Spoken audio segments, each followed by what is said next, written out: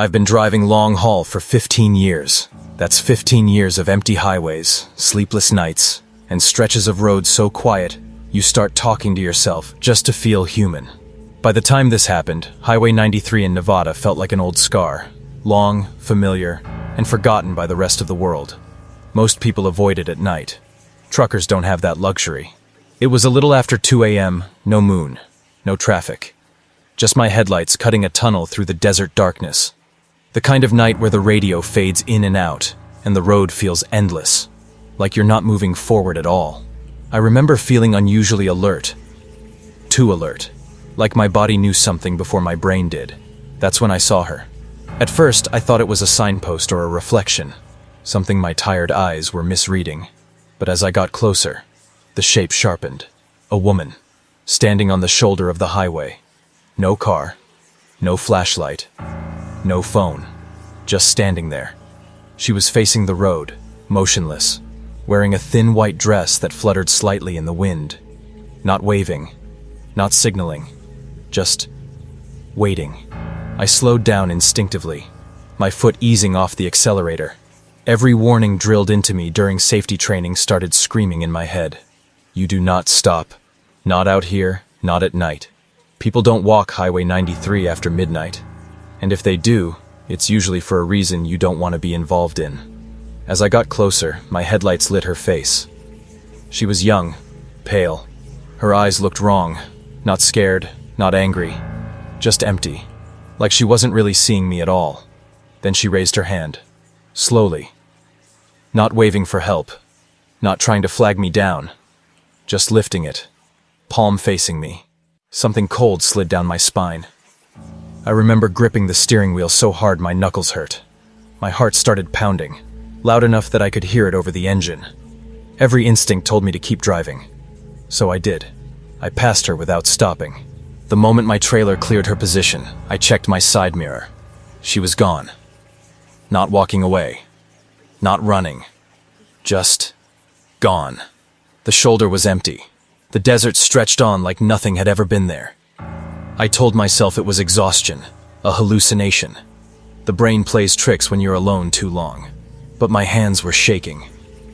I drove another 30 miles before pulling into a fuel stop.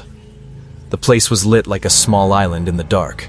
Buzzing lights, diesel smell, a few tired drivers leaning against their rigs. I tried to laugh it off while fueling. Tried to act normal. But the image wouldn't leave my head. Inside the diner, I sat next to an older driver. Gray beard, weathered face. The kind of man who looked like he'd been driving since before GPS existed. I mentioned it casually. Ever see anyone walking Highway 93 this late? He looked at me slowly. Didn't answer right away. Then he asked, "White dress?" My stomach dropped. I asked how he knew. He set his coffee down like his hands suddenly felt weak. 3 years back, he said. A woman's car broke down out there. Her boyfriend left her to walk for help. She never made it. I felt cold. He continued. They found her days later. Exposure. No injuries. Just walked until she couldn't. I asked him where it happened. He named the exact mile marker I'd passed. I didn't sleep that night. I told myself I wouldn't think about it again. But 2 weeks later, I was back on that route. Different load. Same road. Same hour. Around 2 a.m. I kept my eyes locked ahead, refusing to scan the shoulders. My jaw was tight. My chest felt heavy. Then my radio crackled. Static. Just static. And then a faint sound. Not a voice. Not words. Footsteps. Slow. Uneven. Like someone walking on gravel. My breath caught. I turned the radio volume down. The sound stopped. I turned it back up. Footsteps again. I glanced at my mirrors. Nothing. Then, and I swear this is true, the passenger side window fogged up. Just one spot. Like someone had pressed their hand against the glass. I slammed the accelerator.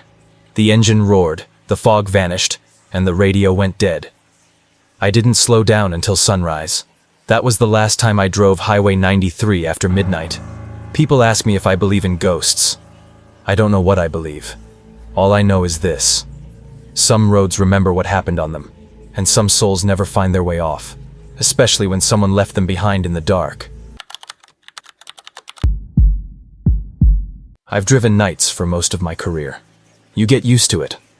The darkness, the empty roads, the hum of the engine that becomes your heartbeat. Night driving pays better, traffic is lighter, and after a while you start believing you own the highway. That belief didn't survive what happened to me in Texas. It was just past 3:30 a.m., somewhere between Amarillo and Abilene. A stretch of road so flat and empty it messes with your sense of distance. The sky was black. No stars. No moon. Just my headlights carving a thin path through nothing. The only sound was my engine and the CB radio humming quietly on channel 19. Truckers live on that channel. Weather alerts, speed traps, warnings about debris. It's our lifeline out there. That night, though, it had been silent for a long time. Too long. Then the radio crackled. At first, I barely noticed it. Static is normal. You learn to tune it out. But then a voice came through. Clear. Calm. Close. "Can you see me?" My foot eased off the accelerator without me thinking about it. The voice didn't sound panicked. Didn't sound drunk or joking.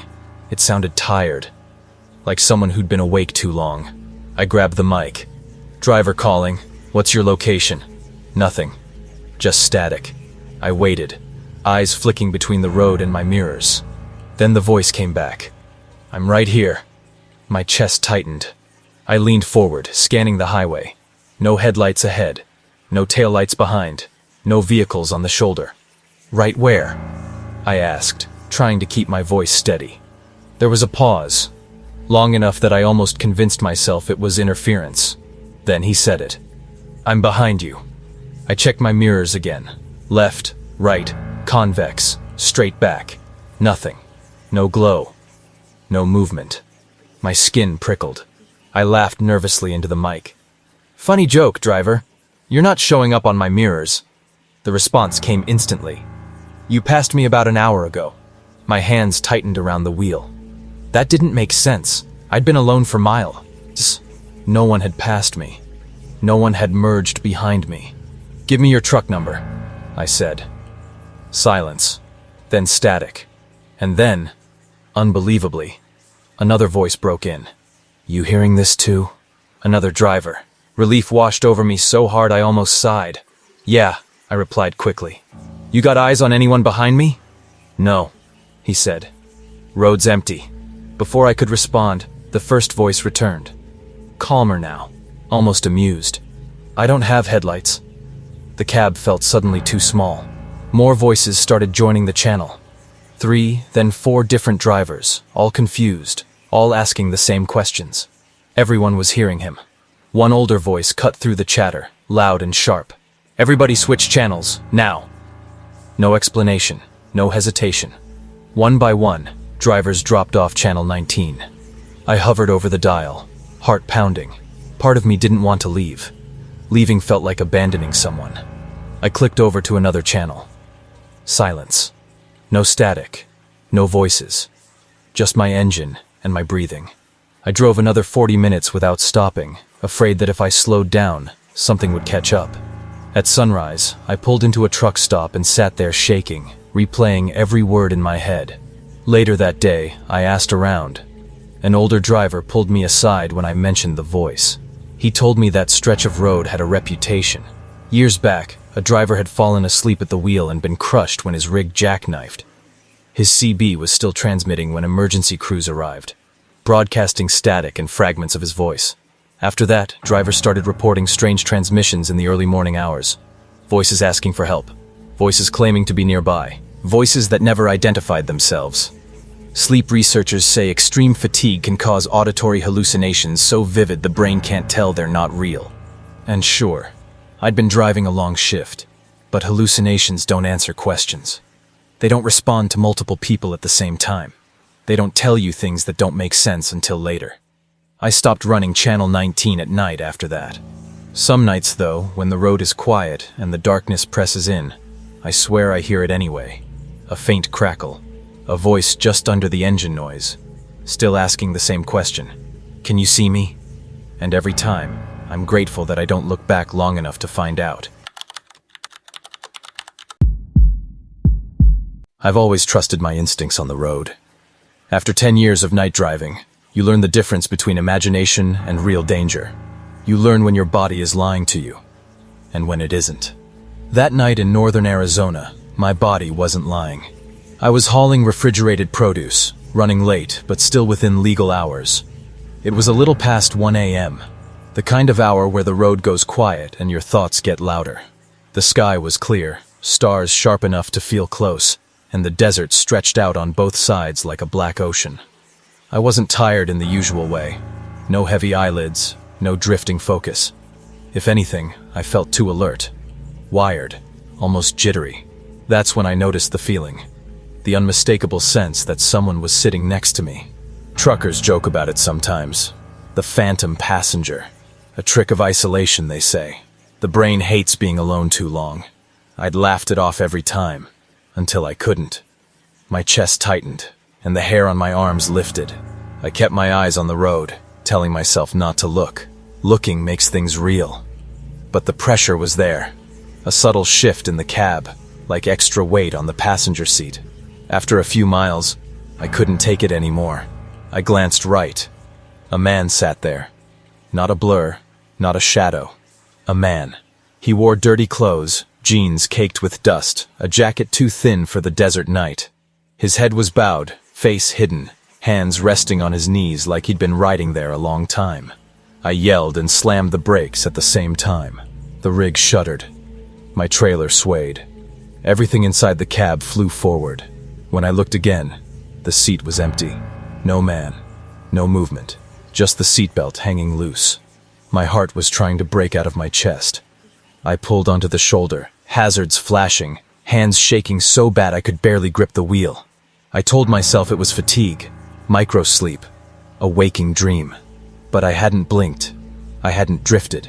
I sat there for 10 minutes, staring at the tie seat, afraid it would fill itself again if I looked away. Eventually, I merged back onto the highway. I didn't last 5 minutes. A soft sound came from beside me. The click of a seatbelt. Slow. Deliberate. I didn't look. I couldn't. I reached over with trembling fingers and grabbed the passenger seatbelt, yanking it toward me.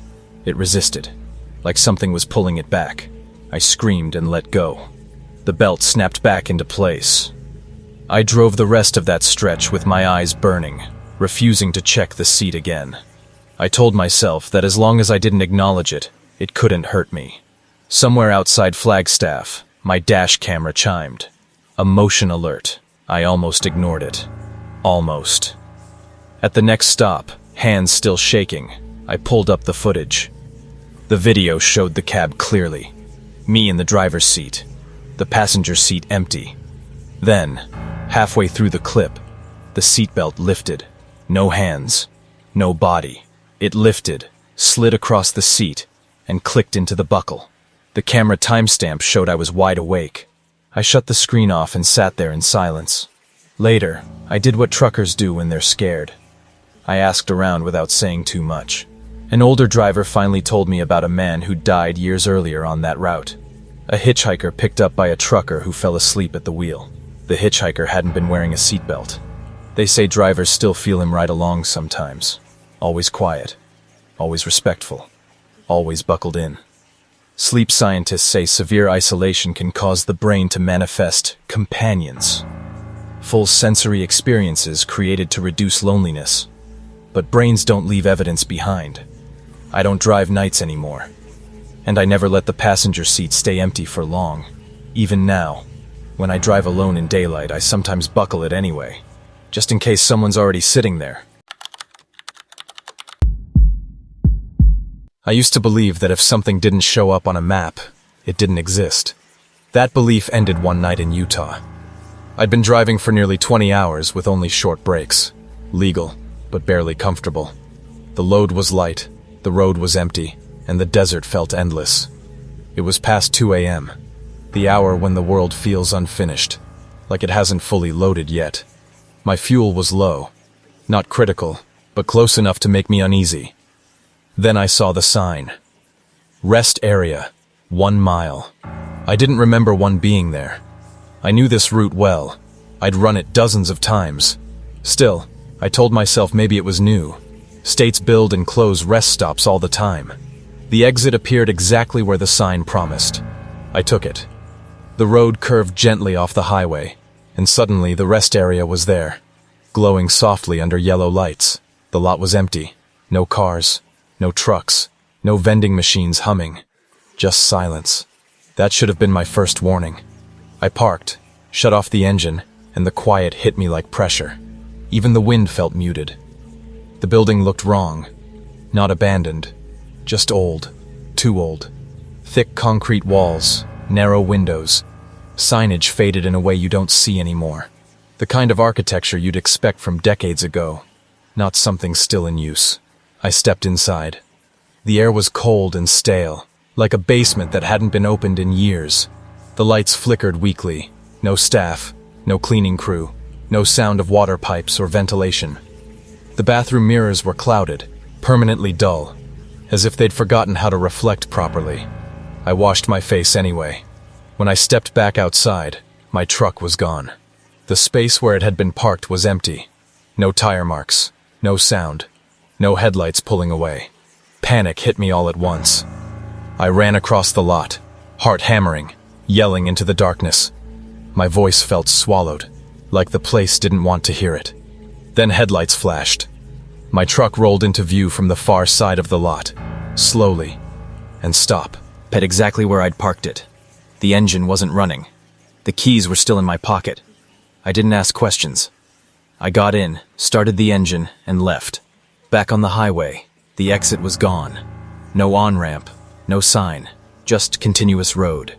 The next morning, I asked a state trooper about that rest area. He looked at me for a long moment, then told me it had been demolished over 10 years ago after a structural collapse killed 2 people. There was no exit there anymore. I don't know where I stopped that night.